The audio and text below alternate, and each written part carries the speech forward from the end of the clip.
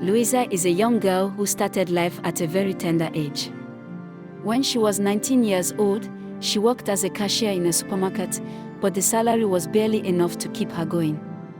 Every day she walks to her bus stop to get home, she sees this gold gate that has a picture of an Indian god. She always wondered what happened in there until one day, she decided to take a look at the write-up under this Indian god at the gold gate and found out that it could give her the money she was working hard to get easily. So, she planned to visit. On the day of her visit, she feared that someone she knew would see her, so she went in the evening. While trying to knock, the gate opened a gap. She walked in. The environment looked a bit untidy but calm. Then she saw a room with the door open. She gently walked into the room and saw a big statue of the Indian god she had seen at the gate. She was gripped with fear and was about to turn back when an old lady in her late 60s walked in and commanded her to sit. She tried to run away, but the woman added that if she walked out the gate, she would run mad. With intense fear, Louisa turned back, beads of sweat running down her chin out of fear. The old lady pointed to a mat in her shrine and asked Louisa to sit down. Then she proceeded to ask her why she came. Louisa disclosed that she wanted money. The old lady laughed out loud in a scornful manner. Then she pointed to a wall and asked Louisa to walk into that wall. Louisa stood up, confused about how she would be able to penetrate a wall.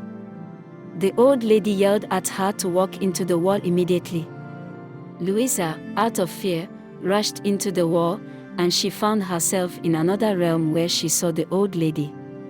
The old lady handed her a pot and instructed her to put it under her bed. Then every night, she would spit into the small pot, which would take her to a spiritual market that existed ages back before she was born.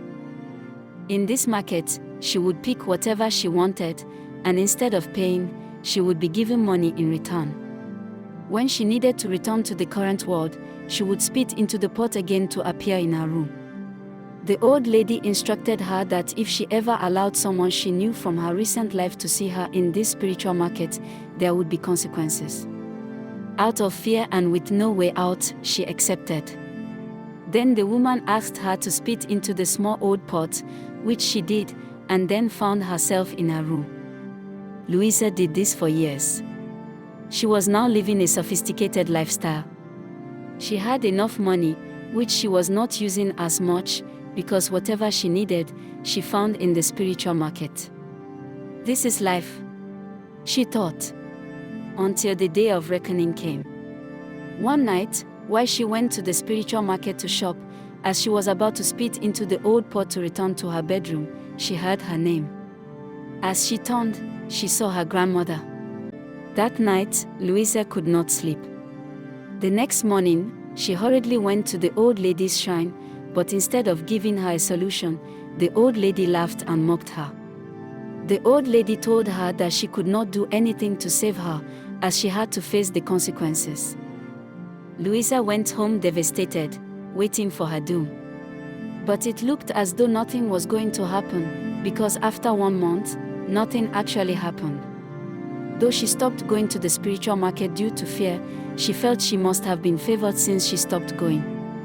But a few months later, one morning while Louisa woke up, she dressed up to attend one of the parties organized for the sophisticated ladies in the country. When she got to the venue, she was met with shock when the gateman who opened the gate for her yelled and ran away immediately he saw Louisa. Due to his loud yelling, the attendees of the party came to see the cause of the noise. And as each of them saw Louisa, they all shouted and ran for their lives. Louisa then decided to take a look at her face with a car side mirror, and what she saw shocked her. She saw a reflection of her grandmother, whom she saw at the spiritual market, but the body she had on was hers, just that the face was that of her grandmother. She quickly went into her car and drove home. She remained indoors, thinking of what she could do. She covered her face and went back to the old lady to help her, but met no one there. The next morning, Louisa died in her sleep.